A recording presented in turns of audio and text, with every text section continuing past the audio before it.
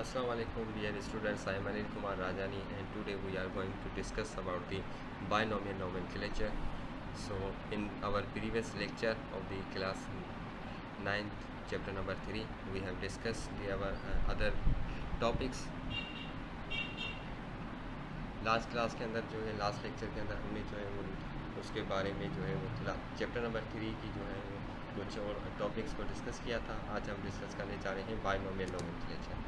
तो first of all the definition of binomial nomenclature, अगर हम डेफिनेशन की तरफ जाएं तो binomial nomenclature is a system of naming different species of living organisms based on their genus and species. So binomial nomenclature जो है वो क्या है, एक सिस्टम ऑफ नेमिंग है। बहुत सारी जो भी प्लांट्स हैं या एनिमल्स हैं उनकी जो भी स्पीशीज़ हमारे पास मौजूद हैं उनको हम नाम देने के एक सिस्टम को, जिसके ज़रिए हम उन्हें क्या देते हैं, नाम देते हैं। तो जब हम किसी भी प्लांट या एनिमल की स्पीशी को नाम देते हैं तो उस नाम देने के नेमिंग सिस्टम को जो है हम कहते हैं binomial nomenclature. So it is based on 2 words. इसके अंदर जो है वो हमेशा 2 वर्ड्स होते हैं। इसका जो नाम है बायनोमियल, सो बायनोमियल का मतलब ये है जिसके अंदर 2 वर्ड्स। ये जो नोमेनक्लेचर सिस्टम है जिसके अंदर हम नेमिंग देते हैं different species of plants and the animals, तो वो बेस्ड होती हैं कि उनके अंदर 2 वर्ड्स होते हैं। सो कैरोलियस लिनियंस जो है वो फर्स्ट साइंटिस्ट थे जिन्होंने यूनिफॉर्म सिस्टम ऑफ नेमिंग जो है वो इंट्रोड्यूस करवाया था। ये फर्स्ट साइंटिस्ट है जिन्होंने बायनोमियल नोमेनक्लेचर को जो है वो साइंस में इंट्रोड्यूस करवाया था। सो बायनोमियल नोमेनक्लेचर के कुछ एडवांटेजेस हैं।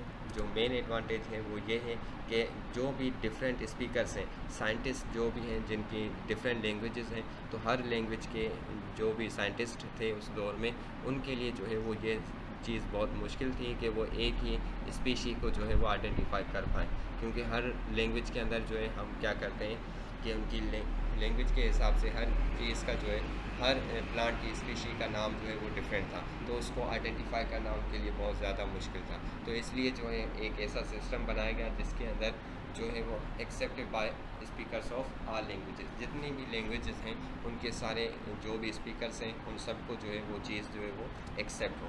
जैसे कि अगर हम फॉर एग्जांपल अगर हम प्याज की बात करें, so in the English we name is as onion, but अगर हम बात करें उर्दू में तो उर्दू में हम इसे प्याज कहते हैं, सिंधी में हम इसे बसर कहते हैं। इसी तरीके से बदल नाम है इसका। तो ये इसके डिफरेंट नेम्स हैं, लेकिन अब जो अंग्रेज़ हैं वो सिर्फ उसे एज अ ओनियन कंसिडर कर सकते हैं, लेकिन उन्हें नहीं पता कि वाट इज़ प्याज, लेकिन चीज़ वही है। तो इसी तरीके से जो है वो कैरोलियस लिनियंस जो थे साइंटिस्ट, उन्होंने जो है वो बायनोमियल नोमेनक्लेचर को इंट्रोड्यूस करवाया, जिसके अंदर उन्होंने साइंटिफिक नेमिंग सिस्टम जो है वो उन्होंने हर जो है वो मोस्टली प्लांट्स को और एनिमल्स को दिए, जिसके हिसाब से उन्हें जो है आइडेंटिफाई करना जो है वो क्या हो सके, ज़्यादा ईजी बन सके।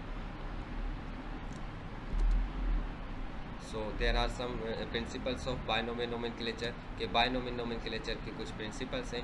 सो first principle is the scientific names should be capitalised when italicised when printed.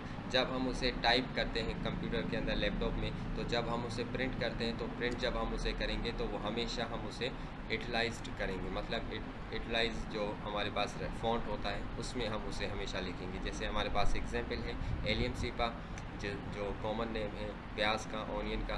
तो ओनियन को जब हम साइंटिफिक नेम देखते हैं एलियम सीपा, तो एलियम सीपा को हम जो है वो नॉर्मल वर्ड्स में नहीं लिखेंगे, अगर प्रिंटेड है तो हम उसे हमेशा जो है वो इटलाइज करेंगे। मगर अगर वही वर्ड्स अगर हमारे पास हैंड रिटन है, अगर हम हैंड रिटन में राइटिंग में अगर हम लिखते हैं किसी भी साइंटिफिक नेम को, तो हम हमेशा उसके अंडरलाइन करेंगे। मतलब जैसे कि एलियम सीपा है, अगर हम हैंड राइटिंग में से लिखेंगे तो हम उसे जो है वो अंडरलाइन करेंगे। Third rule is the first letter starts with capital letter, that is genus, while second term never capitalized. जब भी हम कोई भी साइंटिफिक नेम लिखते हैं तो उसके अंदर हमारे पास क्या होता है कि हम उसे 2 वर्ड्स में लिखते हैं। 2 वर्ड्स, उसका जो फर्स्ट वर्ड होता है, जैसे कि एलियम सीपा की अगर हम बात करें, so allium is the genus and the cepa is the species.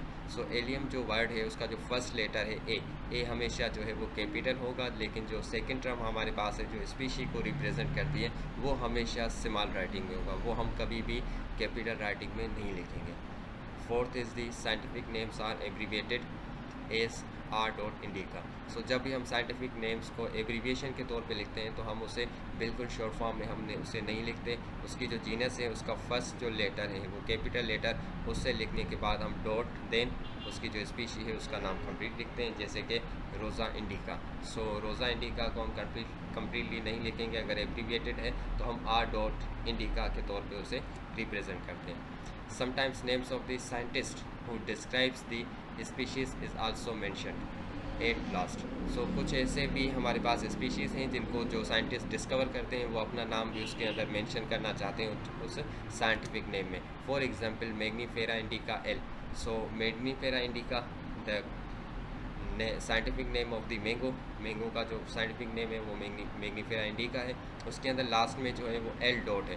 अब एल जो है वो रिप्रेजेंट करता है लीनियंस को। लीनियंस एक साइंटिस्ट थे जिन्होंने क्या किया था, मैग्नीफेरा इंडिका को साइंटिफिक नेम, मैंगो को जो है वो साइंटिफिक नेम दिया था, जिसकी वजह से हम उसे मैग्नीफेरा इंडिका एल के नाम से लिखते हैं। तो कुछ बहुत सारे ऐसे साइंटिस्ट हैं जिन्होंने जिन स्पीशीज़ को डिस्कवर किया है उन्होंने उसी को जो है वो नाम भी दिया है, अपना मेंशन किया है इस तरीके से। So now some common names and the scientific names of the species of the plants and the animals. So first is the onion, जिसका scientific name है Allium cepa. Second is the rose, scientific name is the Rosa indica. Third is the mango, Magnifera indica L. Fourth frog, Rana tigrina. Humans are known as the Homo sapien. Rohu fish, ये एक किस्म की fish है जो mostly Sindh के अंदर पाई जाती है। रोहू फिश जो है उसका साइंटिफिक नेम है लेब्यूरोइटा। देन इज़ दी पला फिश जिसको हम कहते हैं tenualosa ilisha. Then is the neem tree जो बहुत ज़्यादा कॉमनली हमारे पास पाया जाता है, जिसका साइंटिफिक नेम है azadirachta indica. Then is the cat का जो साइंटिफिक नेम है वो है felis catus. And then is the house fly जिसे हम कहते हैं फ्यूस्का डोमेस्टिका। सो यहाँ पे कुछ scientific names and common names हैं जो हमारे लिए एज अ स्टूडेंट जब हम एग्ज़ाम्स देते हैं तो एग्ज़ाम्स के अंदर भी मोस्टली जो है वो इसमें से कुछ ना कुछ जैसे कॉमन है रोज़, मैंगो एंड ओनियन, ये और फ्रॉग एंड द ह्यूमंस, ये 4-5 वो नेम्स हैं जो बहुत कॉमन हैं, जिनको जो मोस्टली जो है वो क्वेश्चंस जो है हमसे एग्ज़ाम्स में पूछे जाते हैं। So you must go through it and remember this. So thank you so much dear students for listening to me carefully. If you have any question or query regarding the binomial nomenclature or our previous lectures, then you can feel free to ask me in the comments.